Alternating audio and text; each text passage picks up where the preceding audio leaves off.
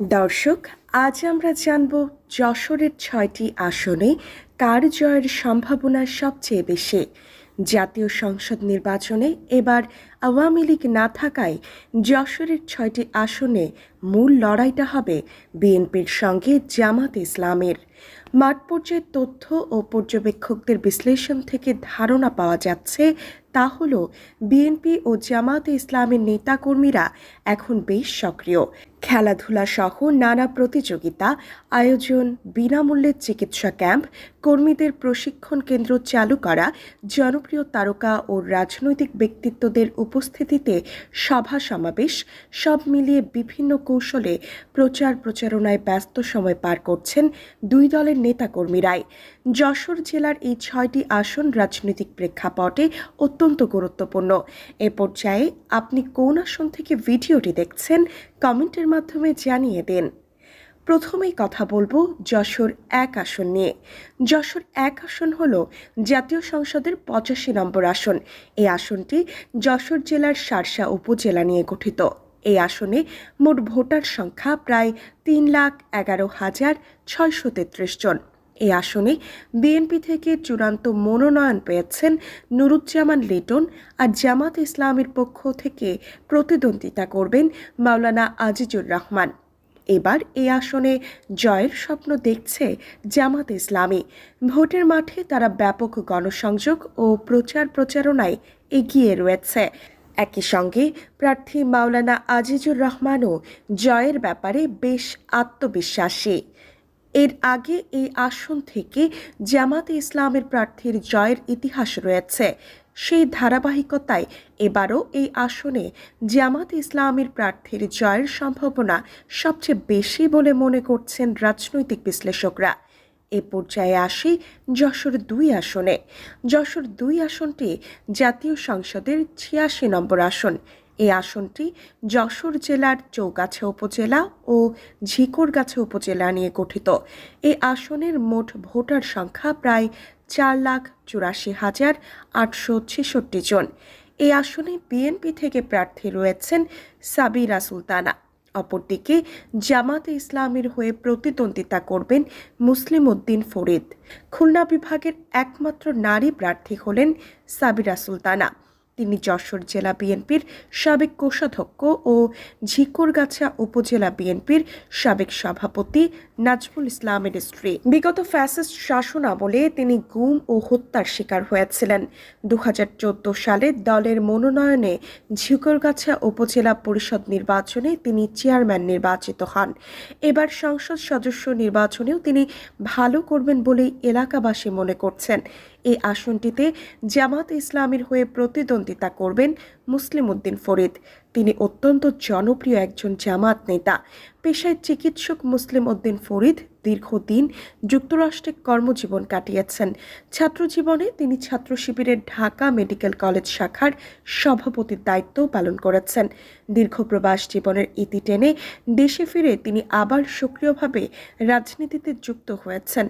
এই আসনটিতে বিএনপি ও জামাত দুই দলেরই জনপ্রিয়তা অত্যাধিক। তবে সাবিরা সুলতানা বিএনপির প্রার্থী হিসেবে অনেক আগে থেকেই এলাকায় ব্যাপকভাবে আলোচনায় এবং জনপ্রিয়তায় রয়েছেন। সে কারণে যশোর ২ আসন থেকে বিএনপির প্রার্থীর জয়ের সম্ভাবনা সবচেয়ে বেশি বলে মনে করছেন অনেকে। এ পর্যায়ে আসে যশোর ৩ আসনে। যশোর ৩ আসনটি জাতীয় সংসদের ৮৭ নম্বর আসন। এই আসনটি যশোর জেলার যশোর সদর উপজেলা নিয়ে গঠিত। এই আসনে মোট ভোটার সংখ্যা প্রায় ৬,১৩,৪৬০ জন। এই আসনে বিএনপি থেকে মনোনয়ন পেয়েছেন অনিন্দ ইসলাম অমিত এবং জামাত ইসলামের হয়ে প্রতিদ্বন্দ্বিতা করবেন আব্দুল কাদের। যশোরের ৬টি আসনের মধ্যে সবচেয়ে গুরুত্বপূর্ণ আসন হিসেবে বিবেচিত যশোর ৩ আসন, কারণ এখান থেকেই পুরো জেলার রাজনৈতিক নিয়ন্ত্রণ গড়ে ওঠে বলে মনে করা হয়। ৬টি আসনের মধ্যে এই আসনটি নিয়েই বিএনপি সবচেয়ে বেশি নির্ভরশীল। বিএনপির স্থায়ী কমিটির সদস্য ও সাবেক মন্ত্রী প্রয়াত তরিকুল ইসলামের নাম আজও এই এলাকার মানুষের মুখে মুখে জ্বলজ্বল করছে। এবার দলের মনোনয়ন পেয়েছেন তার সন্তান অনিন্দ ইসলাম আমিদ। জেলার মধ্যে একমাত্র এই আসনটিতেই দ্বৈত কোনো মনোনয়ন প্রত্যাশী ছিলেন না। এই আসনে জামাতে ইসলামের প্রার্থী হলেন আব্দুল কাদের। তিনি জনপ্রিয়তা ও সক্রিয় প্রচার প্রচারণার মাধ্যমে ভোটারদের আস্থা অর্জন করতে সক্ষম হয়েছেন। এই আসনে বিএনপি ও জামাত ইসলামের মধ্যে তীব্র নির্বাচনী লড়াই হওয়ার সম্ভাবনা রয়েছে। তবে জনপ্রিয়তার দিক থেকে বিএনপির প্রার্থী জামাতের প্রার্থীর তুলনায় কিছুটা এগিয়ে রয়েছেন। সে কারণে এই আসনটিতে হাড্ডাহাড্ডি লড়াই হলেও দিন শেষে বিএনপির প্রার্থীর জয়ের সম্ভাবনাই তুলনামূলকভাবে বেশি বলে মনে করছেন বিশ্লেষকরা। এ পর্যায়ে আসি যশোর ৪ আসনে। যশোর ৪ আসনটি জাতীয় সংসদের ৮৮ নম্বর আসন। এই আসনটি যশোর জেলার বসুন্দিয়া ইউনিয়ন সহ বাঘারপাড়া উপজেলা ও অভয়নগর উপজেলা নিয়ে গঠিত। এই আসনে মোট ভোটার সংখ্যা প্রায় 4,58,531 জন। এই আসনে বিএনপি থেকে চূড়ান্ত মনোনয়ন পেয়েছেন মতিয়ার রহমান ফারাজ এবং জামাত ইসলামের হয়ে প্রতিদ্বন্দ্বিতা করবেন গোলাম রাসুল। ২০০৮ সালের নির্বাচনে বিএনপির ভরাডুবির মধ্যেও যশোর জেলার ৬টি আসনের মধ্যে একমাত্র এই আসনটিতেই হাড্ডাহাড্ডি লড়াই হয়েছিল। ২০০৮ সালের নির্বাচনে বিএনপির প্রার্থী প্রকৌশলী টিএসআই সে সময় মাত্র ৫,৪৩৮ ভোটে আওয়ামী লীগের প্রার্থীর কাছে পরাজিত হয়েছিলেন। এই আসনে শুরুতে বিএনপির মনোনয়নপ্রাপ্ত হিসেবে টিএসআই এর নাম আলোচনায় থাকলেও পরবর্তীতে সেই সিদ্ধান্ত পরিবর্তন করে মতিয়ার রহমান ফারাজকে চূড়ান্ত মনোনয়ন দেওয়া হয়।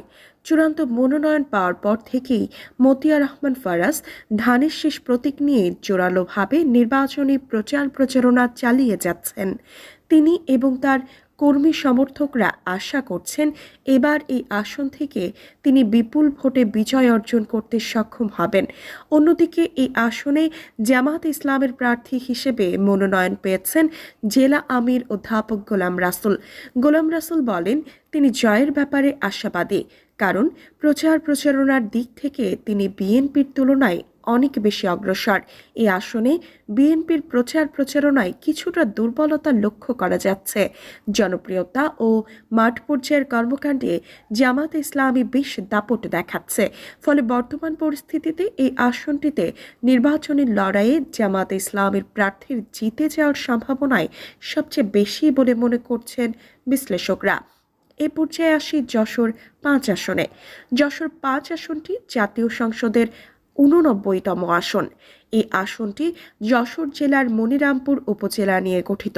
এই আসনে মোট ভোটার সংখ্যা প্রায় ৩,৭৪,২৫২ জন।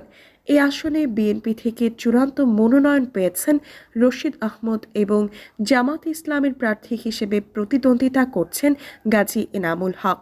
বর্তমান পরিস্থিতিতে এই আসনে বিএনপির প্রার্থী রশিদ আহমেদের বিপরীতে জামাত ইসলামের প্রার্থী গাজী এনামুল হকের অবস্থান বেশ শক্ত বলে মনে করা হচ্ছে। তিনি অত্যন্ত জনপ্রিয় এবং হেভিওয়েট একজন প্রার্থী। জামাত ইসলামের প্রার্থী গাজী এনামুল হক বিএনপির প্রার্থী রশিদ আহমেদের বিপরীতে শক্ত প্রতিদ্বন্দ্বিতা গড়ে তুলেছেন। বিএনপির সঙ্গে নির্বাচনী লড়াইয়ে এই আসনে জামাত ইসলামের প্রার্থী সক্রিয় ভূমিকা পালন করছেন এবং মাঠে ব্যাপক গণসংযোগ চালিয়ে যাচ্ছেন। এই আসনটি সম্পর্কে জামাত ইসলামের প্রার্থী গাজী এনামুল হক বলেন, মানুষের মাঝে খুবই ভালো সাড়া পাচ্ছে। স্থানীয় সূত্রে জানা যায়, বর্তমান পরিস্থিতিতে এই আসনটিতে জামাত ইসলামের প্রার্থীর জয়ের সম্ভাবনাই বেশি। এ পর্যায়ে আসে যশোর ৬ আসনে। যশোর ৬ আসনটি জাতীয় সংসদের ৯০তম আসন। এই আসনটি যশোর জেলার কেশবপুর উপজেলা নিয়ে গঠিত। এই আসনে ভোটার সংখ্যা প্রায় ২,২৯,১৬৩ জন। এই আসনে বিএনপি থেকে চূড়ান্ত মনোনয়ন পেয়েছেন আবুল হোসেন আজাদ। অন্যদিকে জামাত ইসলামের হয়ে চূড়ান্ত মনোনয়ন পেয়েছেন মুক্তার আলী। এই আসনে প্রার্থী নির্বাচনের মাধ্যমে বিএনপি বড় ধরনের চমক দেখিয়েছে। জাতীয়তাবাদী ছাত্রদলের সাবেক কেন্দ্রীয় সভাপতি এবং বর্তমান বিএনপির জাতীয় নির্বাহী কমিটির সদস্য কাজী রনকুল ইসলাম শ্রাবণের নাম প্রথমে ঘোষণা করায় বিএনপির এই সিদ্ধান্তকে স্থানীয়রা বুদ্ধিদীপ্ত বলেই মনে করছিলেন।